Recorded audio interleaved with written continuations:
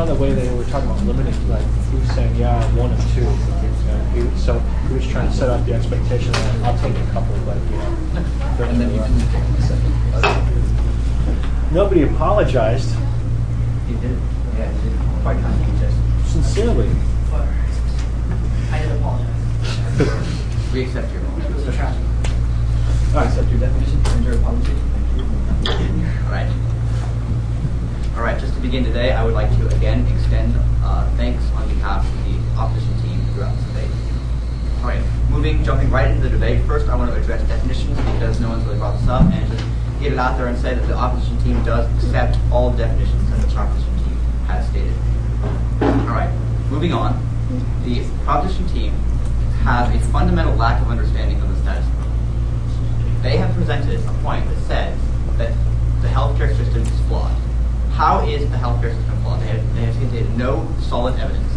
93% of Americans are perfectly satisfied with our healthcare. Why do we need to fix that problem? The vast majority of people who live in the United States are satisfied with the healthcare they receive on a daily basis.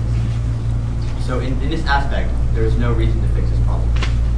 Furthermore, moving on to prenatal care and postnatal care, and pediatrics, the federal government has already, yes.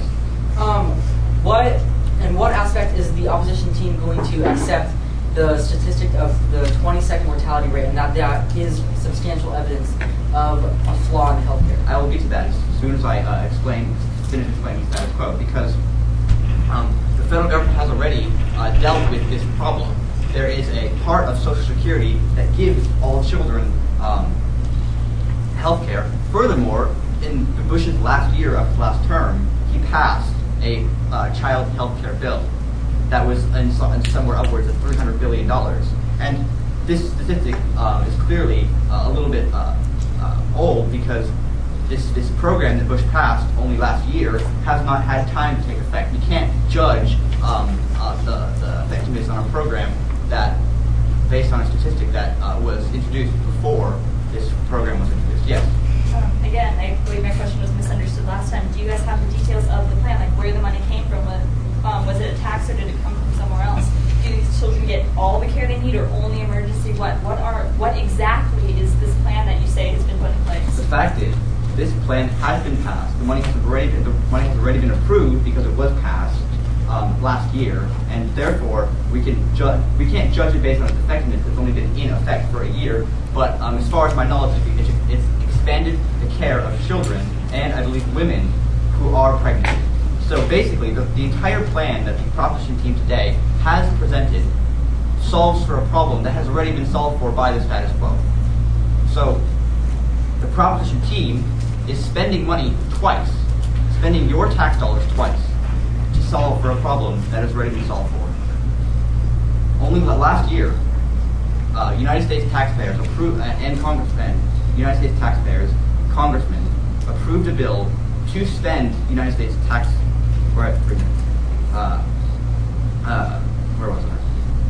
Congress approved a bill to spend United States tax dollars to help these children. Why would the Congress approve another bill to spend the tax dollars again to solve a problem they've already solved for us?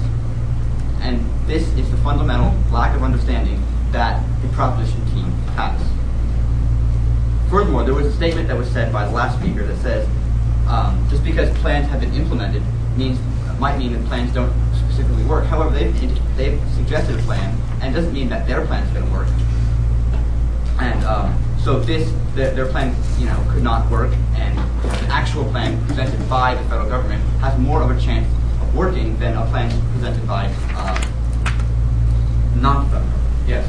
How is your counter plan of doing nothing any more superior than our plan? Well, I'm counterplanning basically with the status quo. It's not really a counterplan. It's just the fact that the plan you presented doesn't solve for a problem that exists. Moving on.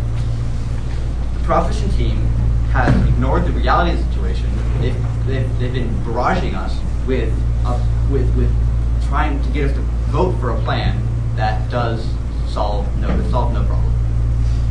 And furthermore, their plan lacks the effectiveness of the federal government because it only solves It only tries to solve for those women on welfare. And women on welfare are not the only ones who have trouble in pregnancy and postnatal care. So how can you, as a voter, as a judge, vote for a plan that, one, makes taxpayers pay for the same plan twice, two, doesn't actually solve a problem that exists anymore, and three, wouldn't work in the first place? So for all of these reasons, I strongly urge a vote in the opposition.